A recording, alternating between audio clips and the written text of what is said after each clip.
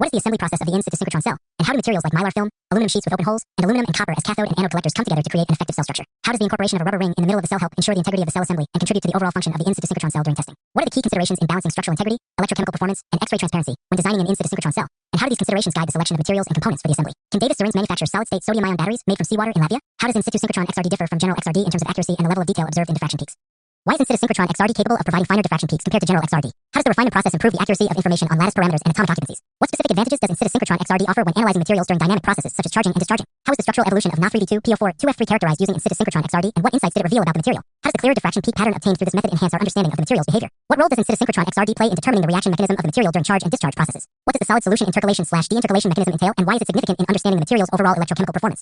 How does this mechanism affect the stability, efficiency, and functionality of Na3D2 PO4 2F3 in practical applications? How does the use of synchrotron radiation contribute to obtaining more precise structural information compared to conventional XRD techniques? What experimental conditions are required to achieve such high-resolution diffraction patterns? How does the refinement of synchrotron XRD data improve the reliability of structural analysis, and what computational methods are used for this purpose? How does in-situ analysis compare to ex-situ methods when investigating phase transitions and structural transformations in battery materials? What implications does the detailed structural information obtained from in-situ synchrotron XRD have for material optimization and battery performance enhancements? How do researchers interpret diffraction peak shifts and intensity variations to infer atomic rearrangements and lattice changes? What challenges are associated with conducting in-situ synchrotron XRD experiments, and how are they overcome?